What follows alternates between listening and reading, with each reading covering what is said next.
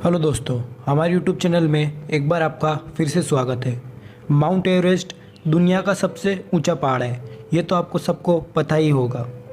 तो आइए जानते हैं माउंट एवरेस्ट के ऊपर से कैसा दिखाई देता है और उसके कुछ रोचक फैक्ट।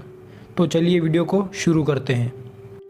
माउंट एवरेस्ट की हाइट लगभग 8,838 मीटर है और इसी हाइट के साथ यह दुनिया का सबसे ऊंचा पहाड़ माना जाता है। माउंट एवरेस्ट नेपाल में स्थित है। माउंट एवरेस्ट का अधिकतर हिस्सा नेपाल में ही लगता है और आधा हिस्सा चाइना में। दोस्तों, माउंट एवरेस्ट पर चढ़ने में अनेक लोगों ने प्रयास किया है। इसमें कई लोग सफल भी हुए हैं, लेकिन कई लोगों को निराशा ही हाथ लगी है।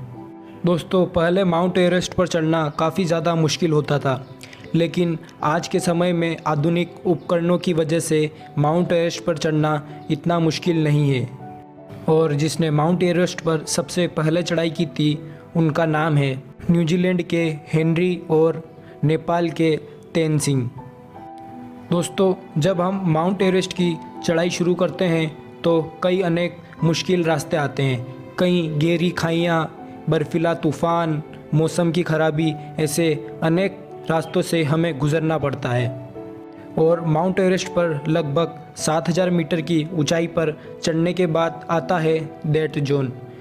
इसे डेड जोन इसलिए कहा जाता है क्योंकि माउंट एवरेस्ट पर चढ़ने वाले लोगों में अधिकतर मौतें यहीं होती है और अधिकतर पर्वतारोही या तो यहीं आकर अपनी यात्रा समाप्त कर देते हैं या यहीं दम तोड़ देते हैं।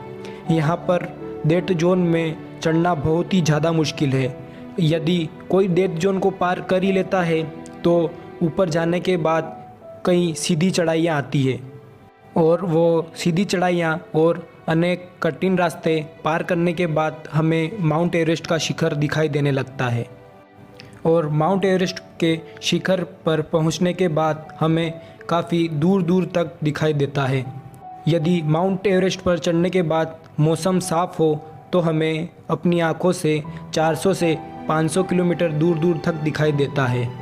यहाँ से कई अनेक पहाड़ और यहाँ से हम हिंदुस्तान की बॉर्डर तक देख सकते हैं।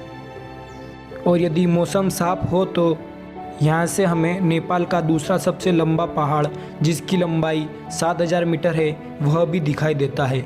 और यदि मौसम बहुत ही ज़्यादा साफ़ हो तो हमें दुनिया का तीसरा सबसे बड़ा पर्वत कंचनजंगा भी दिखाई देता है। लेकिन माउंट एवरेस्ट के सामने यह पहाड़ बौने लगते हैं।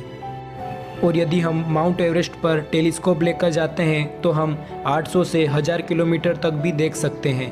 और माउंट एवरेस्ट पर चढ़ने के बाद हम एक और चीज़ देख सकते हैं, तो वो है पृथ्वी की वक्रता, उसकी गोलाई।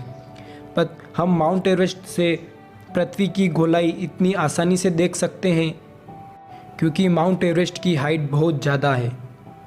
दोस्तों, हम यदि बात करें माउंट एवरेस्ट पर चढ़ने के लिए कितना खर्च आता है, तो यह एक आंकड़े के मुताबिक $20,000 से लेकर $40,000 तक आता है। यह उस पर डिपेंड करता है कि आप किस महीने में माउंट एवरेस्ट को सर्व कर रहे हो।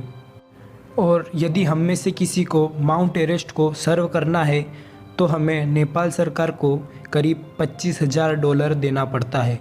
यह फीस 2015 के बाद से आधी कर दी गई है नेपाल सरकार द्वारा।